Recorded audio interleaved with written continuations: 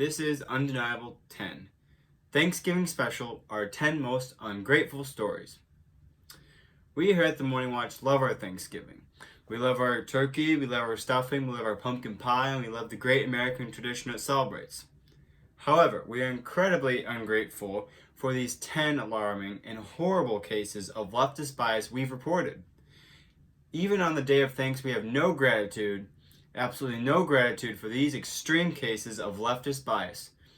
Take a break from your week or your meal and let me show you some of these horrible cases we are so ungrateful for.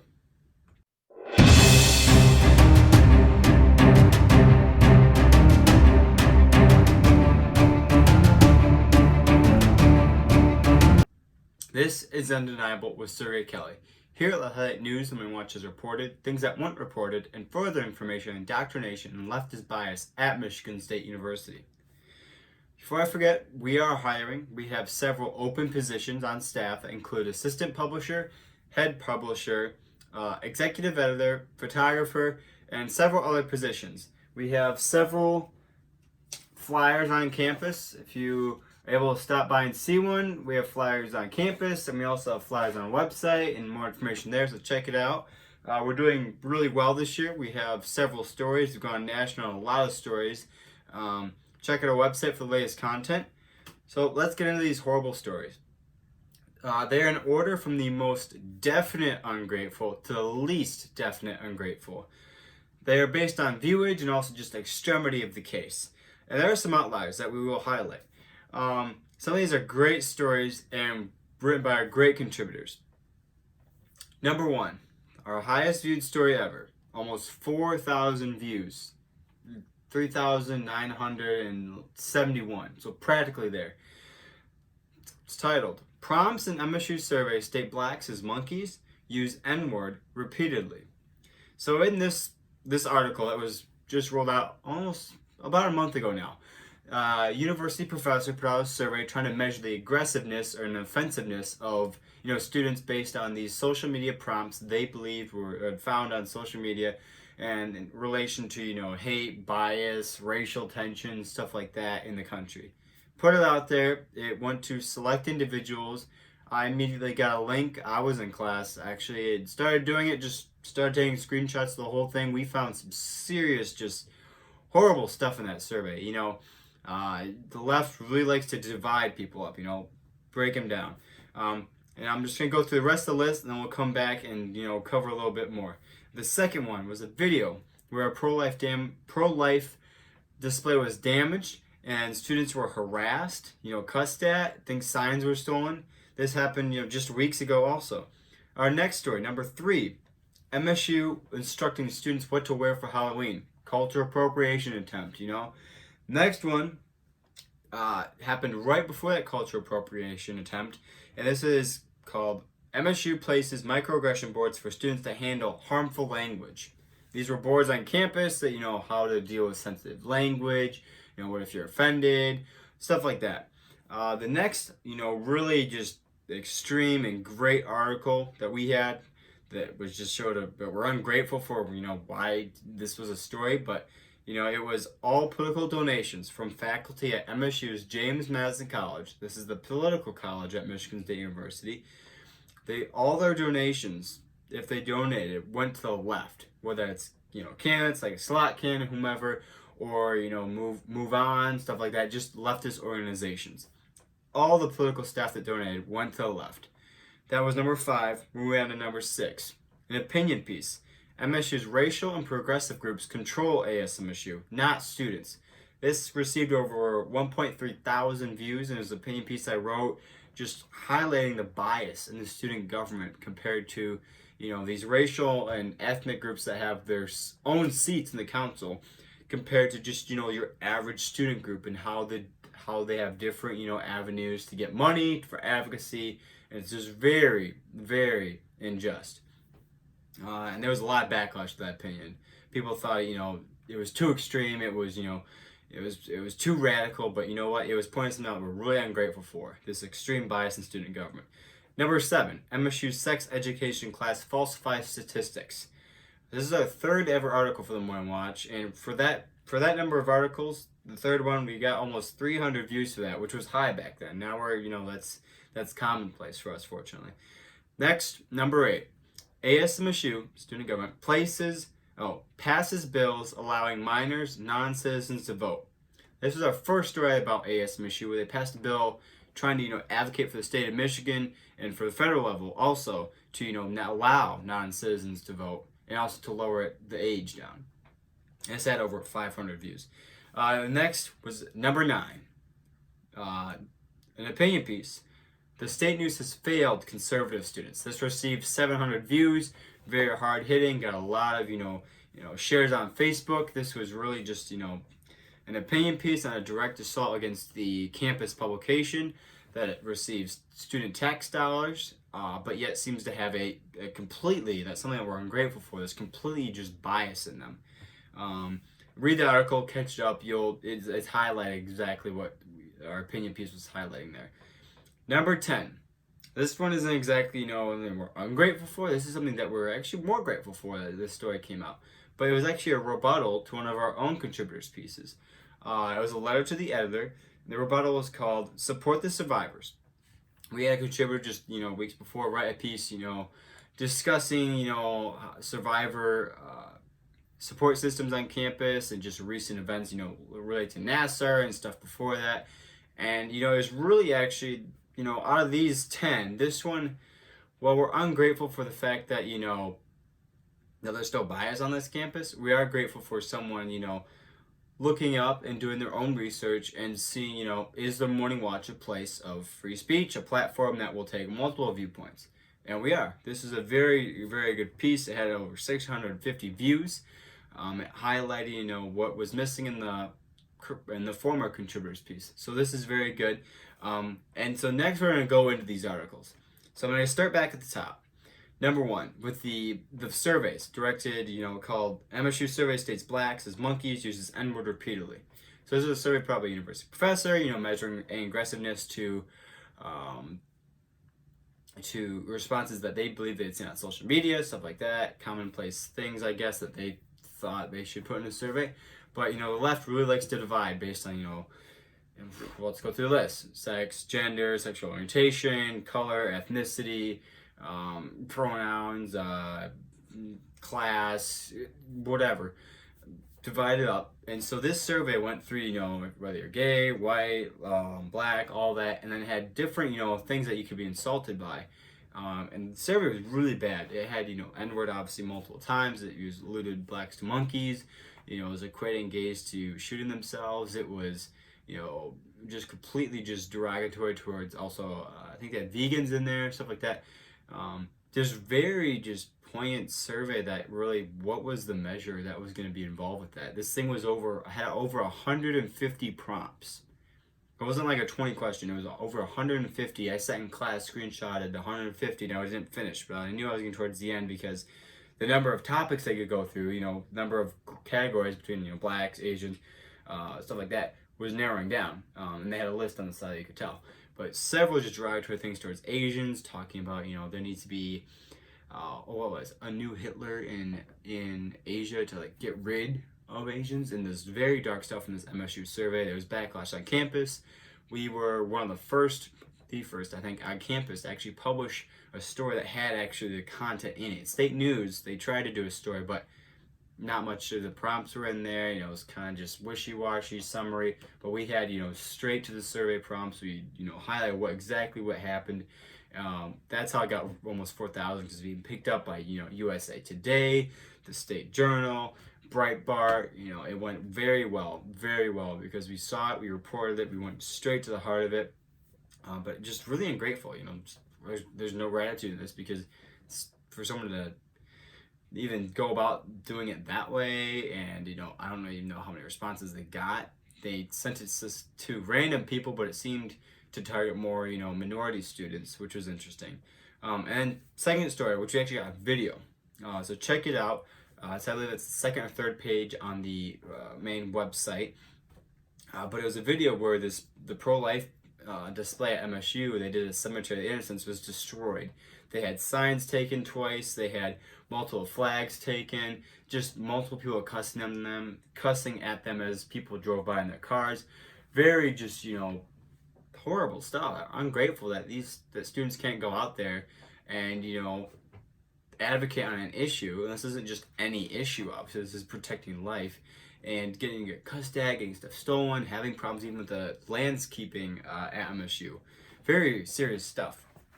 Our third story again.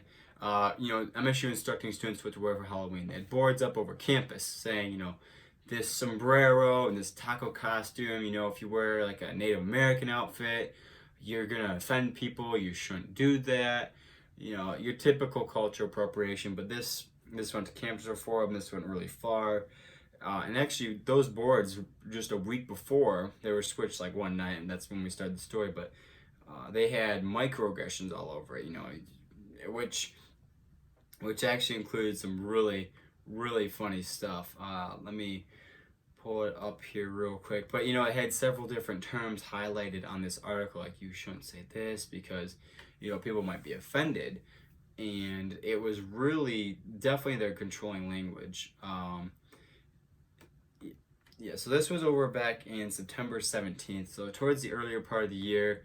But they said, how to handle harmful language. These guys are, how to handle harmful language. They gave, they gave a bar method, which said, breathe when you're in a stressful situation. Acknowledge what the other person is saying and respond to the other person.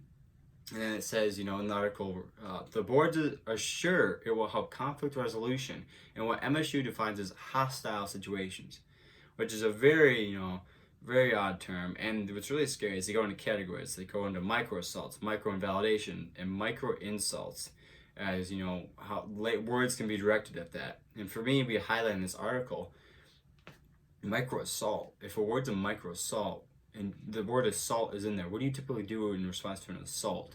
You usually get very mad. If you're part of it, you defend yourself. So it's very, it's a very interesting term that they're saying, from just saying something harmful, which offensive, which could be, they give examples of that's so gay, or where are you really from?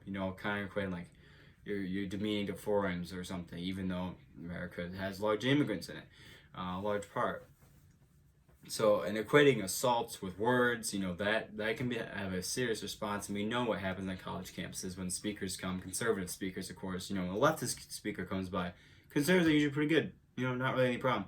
You bring a conservative speaker, Ben Shapiro, someone like that, people are hurt, the police are called, hopefully they respond well. The campus police are sometimes not always there to respond or don't respond. So just it's a very interesting turn to go from harmful language to micro assault. Then our next story, all the political donations from the James Madison College faculty that donated went to the left. This was a story from last year. It was one of our highest stories for the 2018-2019 school year, the first year we ever started. We only had stories for about half that year too, but it covered, that these professors only donated to the left. So we put it out there. We got a lot of pushback. A lot of people were like, well, even if they all went to the left, it's still inclusive of conservatives, and it's really not like that. Just because they donate somewhere doesn't mean true. Yeah, right. But we're very ungrateful because to know that all the professors, the ones that at least are politically active and see the need to donate to the left. So it's not the most grateful thing. It's kind of unfortunate.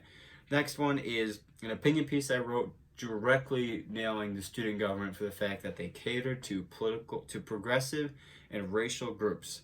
And then I highlighted this in the article and this was last year, but they cater straight to them. They not only do these racial and progressive groups have their own seats on student government. I believe it's 12. Let me make sure real quick. Yeah, it's 12. And so they have 12 seats on the student government. They get to advocate for themselves. They get to fund themselves essentially. They have a different funding route. They get more money. Last year, so 2018 2019, the Corps and Cops groups, culture, which this is a big name, big acronym for just the racial and ethnic student groups and progressive groups.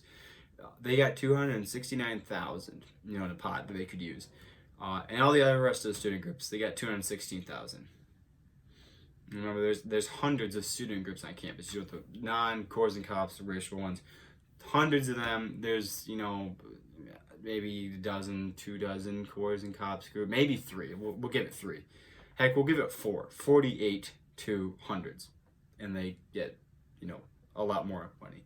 And so and it was also a problem because they not only have seats on there, but they also typically get just fair treatment. You go into ASMSU with a bill, saying we need to fund this event on campus, raising awareness about Black Power and the need for more Black Power in America and all this stuff. And that'll probably pass, that'll probably pass very quickly. But you bring in a bill and that says, running club needs 5 miles of trails somewhere. Get pushback. It could be, let's look at the fiscal responsibility here. But in the grand realm of things, you bring in a bill that's about racial or progressive or ethnic cause or people or group or whatever, it's going to have a lot more just, oh, we should really help that because, just compared to, other things. And it's really sad. And the next article we had that we're very ungrateful for this was MSU falsifying statistics. This was in a sex education class, and this was our third article. Yeah, our third article, long time ago. But it essentially, myself and a few others, we went into the mandatory sex education class that students have to have here, and they were saying the 1 in 5 claim of women getting raped.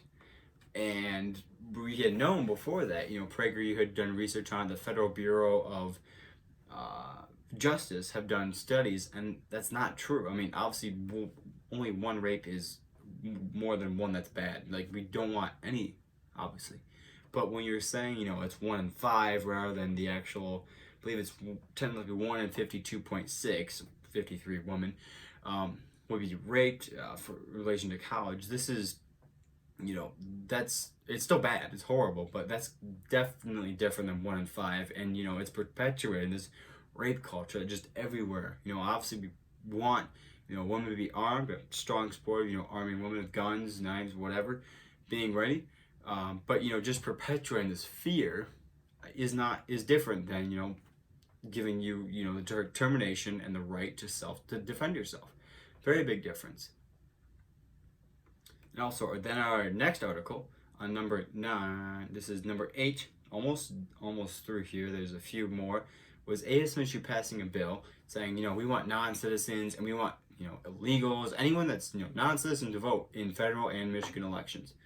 Obviously, pretty crazy. Went to campus reform, great coverage on it. Typical student government stuff, just, they haven't got much better either, by the way.